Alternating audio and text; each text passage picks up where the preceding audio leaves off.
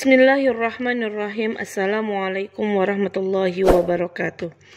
Jamaah sekalian, saya pernah mendengar kisah dari ayahnya Munyah terkait masalah tentang niat.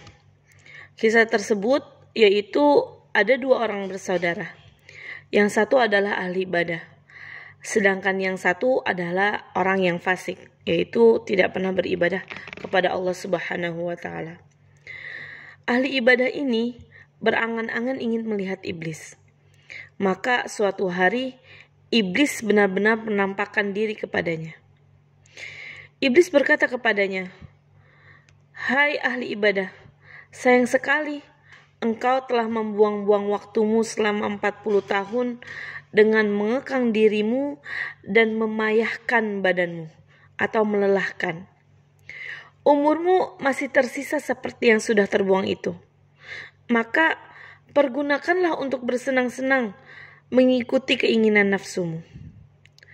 Si ahli ibadah lalu berkata dalam hatinya, "Saya akan turun menemui saudara saya yang ada di bawah rumah untuk menemaninya makan, minum, dan bersenang-senang selama 20 tahun.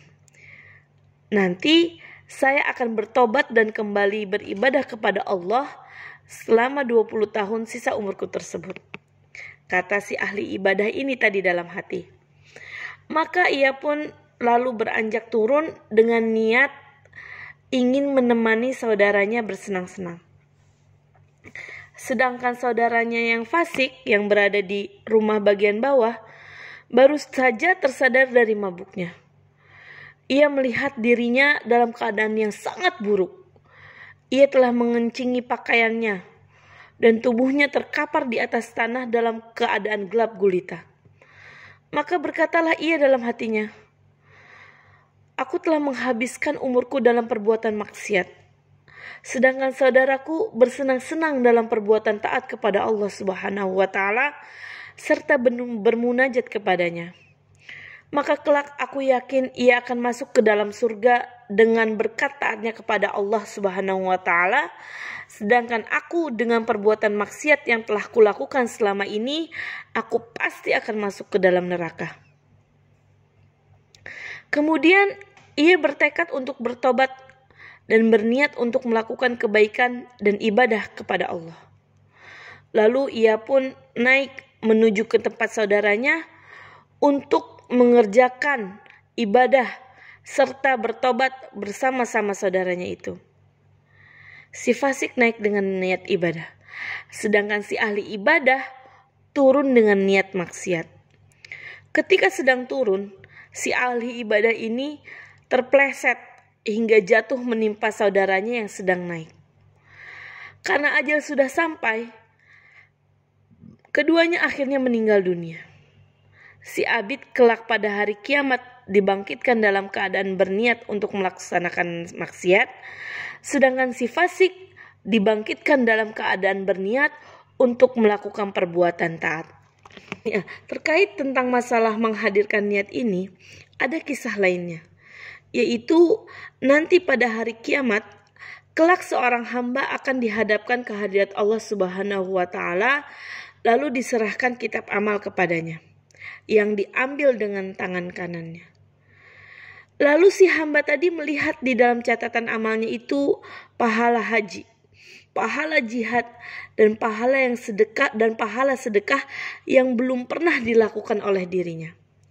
Lalu si hamba ini pun akan berkata, "Ya Allah, ini bukan catatan amalku, karena dahulu aku tidak pernah melakukan itu semua." Lalu Allah menjawab, "Itu adalah benar-benar catatan amalmu.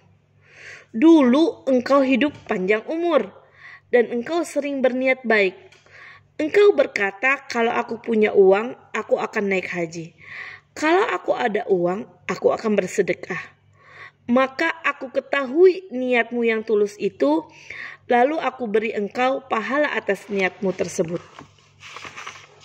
Jamaah sekalian, hal ini bertujuan hendaklah setiap orang itu senantiasa berniat yang baik-baik saja, ataupun dalam keadaan apapun senantiasa selalu menghadirkan niat yang baik.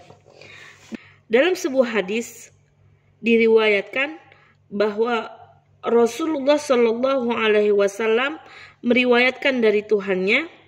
Jadi ini adalah hadis qudsi yang artinya sesungguhnya Allah mencatat kebaikan dan keburukan. Kemudian Allah menjelaskan, barang siapa yang bermaksud mengerjakan kebaikan lalu dia tidak melakukannya, maka Allah yang Maha Suci dan Maha Tinggi mencatatnya sebagai satu kebaikan yang penuh di sisinya. Jika ia bermaksud untuk melakukan kebaikan lalu dilakukannya, Allah mencatat baginya 10 kebaikan sampai 700 lipat. Bahkan berlipat-lipat. Jadi belum dilakukan dengan niat baik itu kita sudah mendapatkan banyak pahala.